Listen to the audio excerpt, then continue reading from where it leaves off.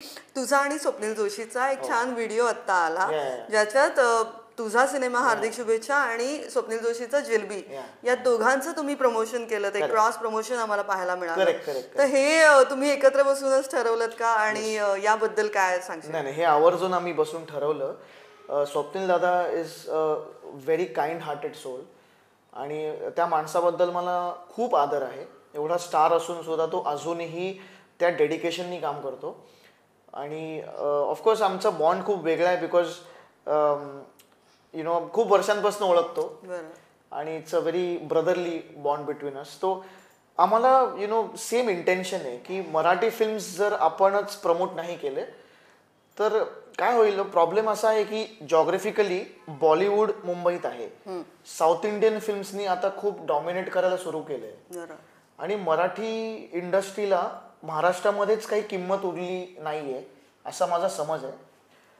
म्हणजे मराठी माणसाचीच काही किंमत नाही राहिली असं मला पर्सनली वाटतं. मराठी फिल्म इंडस्ट्रीला जर आता काही मोठं झालं नाही ना तर पुढचा काळ खूप अवघड आहे. कारण मराठी चित्रपटासाठी मराठी चित्रपटांनी काहीतरी एक मोठी झेप घेतली पाहिजे. आता एक 100 कोटीची फिल्म आली पाहिजे. हे जेन्युइन माझं मत आहे. कारण की नाहीतर बघ ना इतके सिनेमे येत आहेत आणि काय सिनेमे वाईट आहेत का? अजिबात नाही. सगळे मराठी निर्माते डिरेक्टर उत्तम कलाकृती देत आहेत. उत्तम सिनेमे आहेत सगळे. फक्त त्यांना ऑफकोर्स आणि थिएटर मिळत नाही ही वस्तुस्थिती नाही मिळत. आम्हाला आता मी जेव्हा पाडवाला रिलीज अनाऊन्स केली तेव्हाच ईद आहे वाटतं आणि सिकंदर रिलीज होणार आहे. ते सगळं बघून आम्हाला करायला लागतं. पण म्हणलं अरे माझीच मुंबई माझा महाराष्ट्र आणि मी दुसरे साऊथवाले कुठली येणार आहे हिंदी कुठली येणार आहे हे बघून आम्ही डिसाईड करायचं. मला यु नो हे लॉजिकच कळत नाही आणि मला त्याचं फार वाईट वाटतं. मी मुंबईचा आहे. मला प्रेम दिलं महाराष्ट्राच्या लोकांनी. आज तुम्हाला एंटरटेन करण्यासाठी आम्ही सज्ज आहोत पण आम्हाला ती संधी तो प्लॅटफॉर्मच नाही आहे. आज OTT मराठी फिल्म्स विकत घेतच नाही. मोठे मोठे मला नावं नाही घ्यायची पण ते विकत नाही घेत. साऊथ इंडियन घेतात. मग तुम्ही म्हणता की तुम्ही त्या दर्जाचे बनवा. अरे बाबा रिकव्हरी कुठनं करायची आम्ही? तेवढे थिएटर तेवढं रेव्हेन्यू आहे का? सॅटेलाइट डिजिटल म्युझिक अजिबातच नाही आहे. सो स्वप्नील दादा आणि मी आम्ही ठरवलं की करते बॉस कुछ. काय होतं आपल्यात काय प्रॉब्लेम आहे युनिटी नाही आहे मराठी लोकांमध्ये प्रत्येक फील्डमध्ये not even Marathi industry. So आम्ही ठरवलं की जी कुठली फिल्म असेल ना आपण क्रॉस प्रमोट करू. आणि मी सुद्धा हे आता तुझ्या मार्फत सगळ्यांना सांगतो मराठी निर्मात्यांना तुम्हाला माझी गरज आहे ना मला वापरून घ्या. काय इश्यू नाही.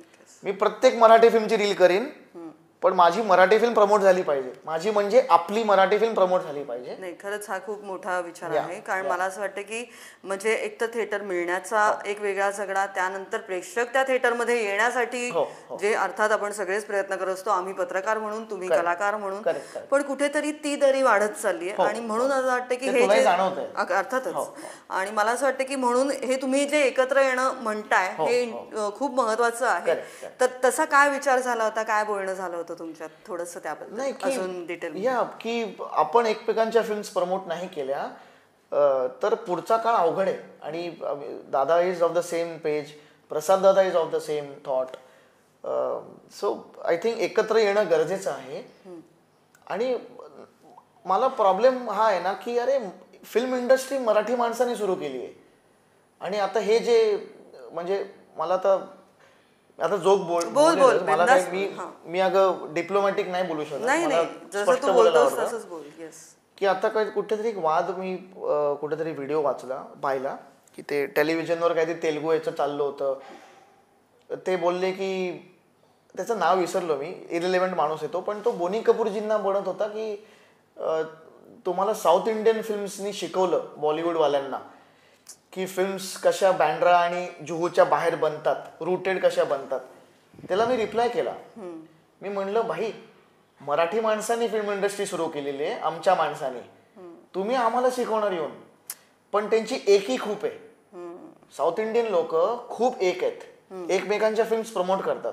आज जेव्हा लोकांना कळतं की स्वप्नील दादा सारखा सुपरस्टार माझी फिल्म सुद्धा प्रमोट करतोय ते युनिटी दिसते आणि ती युनिटी दिसली पाहिजे. थिएटरवाल्यांना, एक्झिबिटर्सना, मीडियावाल्यांना, this is how it should work ahead also. मी म्हणूनच सगळ्या निर्मात्यांना सांगतो, you need me, I am there. Let's promote our film, our culture. आपण महाराष्ट्रात मराठी सिनेमा मोठा होईल. या this is our cinema. Marathi cinema आपला आहे. मुंबई, महाराष्ट्र आपलं आहे. आपण इथे अपना नारा चाहिए इधर. करेक्ट. दुसरे बाहेरनं येऊन इथे म्हणतात की 1000 कोटी हे कोटी नाही यार. आणि मला खूप तळमळीने वाटतं अगं, आणि मला वाईट वाटतं याचं की लोक मला, म्हणजे माझे इंटरनॅशनली जे मित्र आहेत ते अगं पहाटे 7 वाजता वगैरे 800 रुपये देऊन पुष्पा बघतात अगं.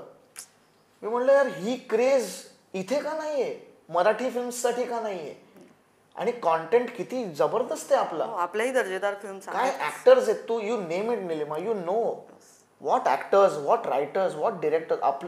Just you know if we come together ना बस कोई नहीं रहेगा. करेक्ट. एकत्र येणं गरजेचं आहे. So I am for it. मला काही इगो नाही, मला काही नाही. You need me, I am there. मला असं वाटतं ही जी कळकळ आहे ही तुझी फार महत्वाची आहे आणि ती जाणवती अर्थात तुझ्या बोलण्यातनं.